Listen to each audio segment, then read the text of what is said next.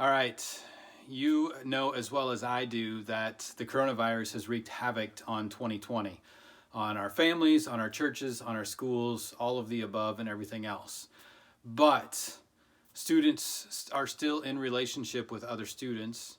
They're just not maybe in your community at school. But they're still influencing each other. They're still connected with each other. They're still Snapchatting each other and Instagramming and direct messaging and texting and going over to each other's houses, things of that nature. They're just not sitting next to each other in a classroom. So their circles have gotten a little bit smaller because whether your school had 50 or 100 or 1,000 or 3,000 in it, those individual student circles probably just got a little bit smaller than all the shoulders that they rubbed in a public school every day. But that doesn't mean that First Priority changes. Our mission and our vision is still the same. It's just a little bit more difficult to reach every student in America. And so here's the pivot that we want you to think through. And listed below is a document with just some suggestions on it, because if your students aren't going to the building to have a club, or even if they are going to the building and they can't have a club, or even if you can have a club and adults aren't allowed to come on campus, we're just needing to pivot just a little bit and say, hey, how can we continue to help the students that go to the public school influence their peers with the gospel? And so they are still in relationship. They're still in Zoom classrooms. They're in whatever form of technology they have. And so below there's a list. The common ones, Zoom, it's still interactive. You can have an engage week. So you have 5 student leaders, and those 5 are in community with each other. They're helping, overcoming, and preparing the first 3 weeks through the First Priority Club.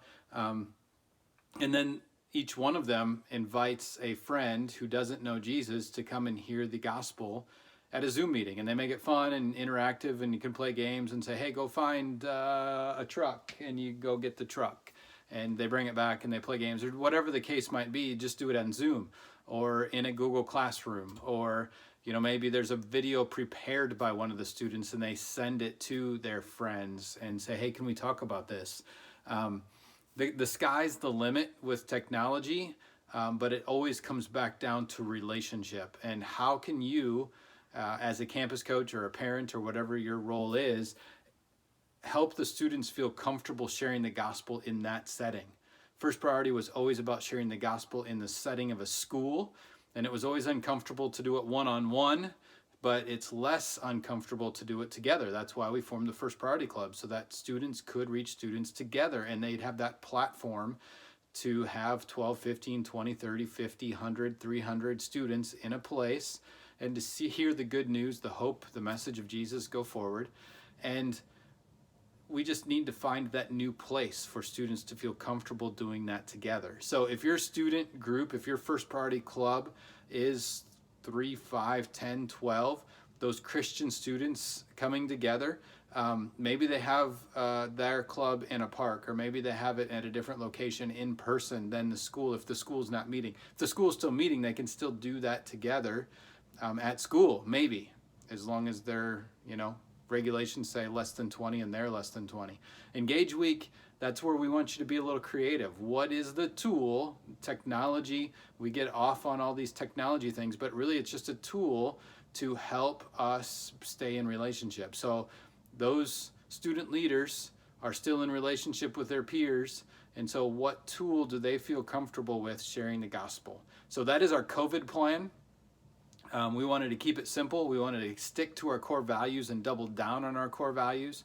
The local church is alive and well. The Holy Spirit is moving in every community in America. And there are still Christian students that have a burden for their friends because their friends are lost. They're broken.